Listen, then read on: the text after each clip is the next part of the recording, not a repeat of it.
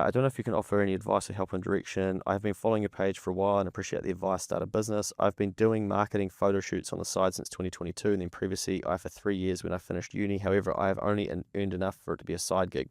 I really don't know how to get it to the next stage. I tried to find funding and options and mentorship. I contacted the regional business partners and they did a call with me, but as I don't earn 60 grand, I'm not eligible for assistance.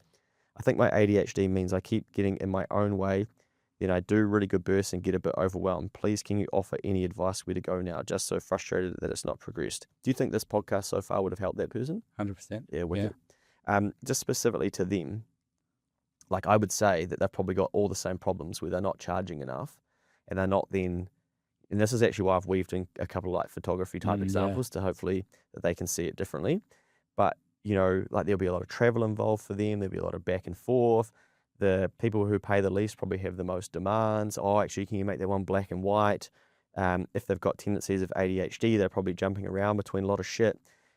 A lot of business, it's funny because like people will say, I think my ADHD is getting in the way. Bro, do you know how many successful fucking people I know with ADHD? And you know, and they're like, oh, like they don't talk like that. They're just Right. like, oh, I've had to learn how to harness it.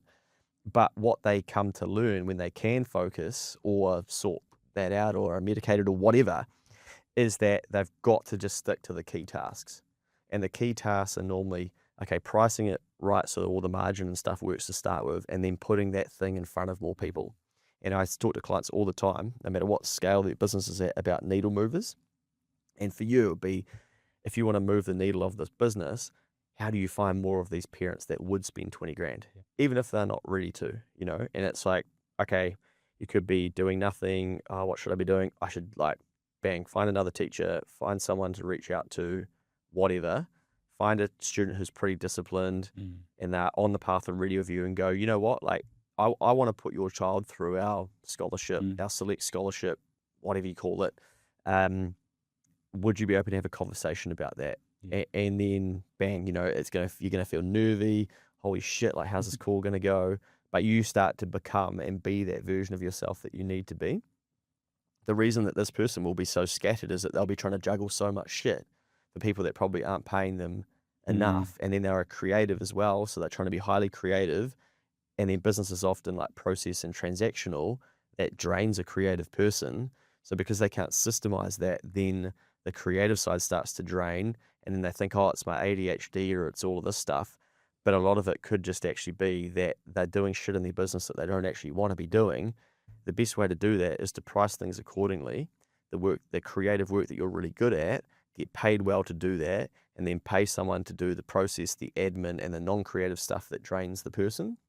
So just wanted to touch on that because I think this is where like a side hustle gets to next, or to break through the next thing can be offloading the stuff that we didn't actually get into the side hustle Yep. in the first place for. You know, if you think about it, at Christmas time, parents take their kids to go and see Santa, right? Like Santa doesn't wait at the door and like check them off the list and shit. Santa sits on the seat, you know, and gets the photo of the kid and asks them what it is they want for Christmas and gives them some sort of toy and keeps that going. And there's someone like directing the parents around, line up here, do not walk past this line.